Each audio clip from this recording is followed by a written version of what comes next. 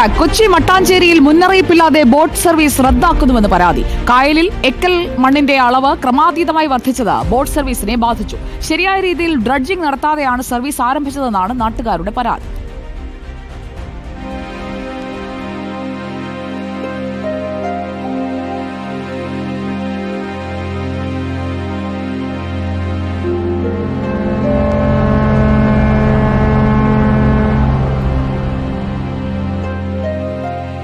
കൊച്ചി മട്ടാഞ്ചേരിയിലെ ജനങ്ങൾ അനുഭവിക്കുന്ന പ്രധാന പ്രശ്നമാണ് മുന്നറിയിപ്പില്ലാതെ ബോട്ട് സർവീസ് റദ്ദാക്കുന്നത്.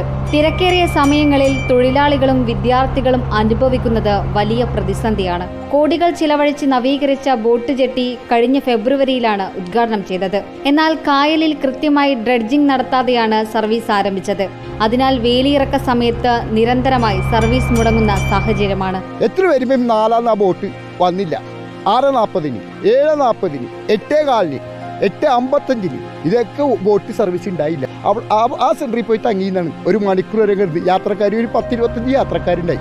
അത് കഴിഞ്ഞ് വേറെ ബോട്ട് വന്നിട്ട് കെട്ടിവരിച്ച് കൊണ്ടുപോയി. ബോട്ടാണെങ്കിലും ഒന്നും പറയാൻ പറ്റില്ല. ഇവിടെ രാവിലെ 7 മണിക്ക് 8 മണിക്ക് വരുന്ന ആൾക്കാരുണ്ട്. നിലവിൽ വരുമ്പോൾ 7 മണിക്കും 7:30 മണിക്കും വരുമ്പോൾ വലിയ ബോട്ട് ഉണ്ടാവില്ല. അത് കഴിഞ്ഞൊരു ബോട്ടുള്ളത് 12 മണിക്കാണ്, പിന്നെയുള്ള 12 മണിക്കാണ്. ഒരു ടൈമിംഗ് ഉണ്ട്. ഇത് നോക്കിയാണ് ആൾക്കാർ വരുന്നത്. ഇവിടെ ബോട്ടിന് ഫെറിയിലേക്ക് വരുന്നത് തന്നെ. ഒരു ദിവസം ബോട്ട് ഉണ്ടാവും, ഒരു ദിവസം ബോട്ട് ഉണ്ടാവില്ല. കറക്റ്റ് ടൈമിന് ബോട്ട് സർവീസ് ഒന്നും ഇവിടെ നടക്കാറൊന്നുമില്ല. ബോട്ടിന്റെ സമയം കണക്കാക്കിയെത്തുന്ന യാത്രക്കാർ വലിയ ദുരിതമാണ് അനുഭവിക്കുന്നത്.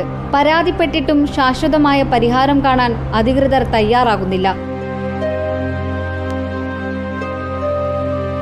സാധാരണക്കാരായ ജനങ്ങളാണ് ബോട്ട് സർവീസിനെ ആശ്രയിക്കുന്നത്. എക്കൽ മണ്ണ് നീക്കം ചെയ്യാൻ സർക്കാരിന്റെ അടിയന്തരമായ ഇടപെടൽ ആവശ്യമാണ്.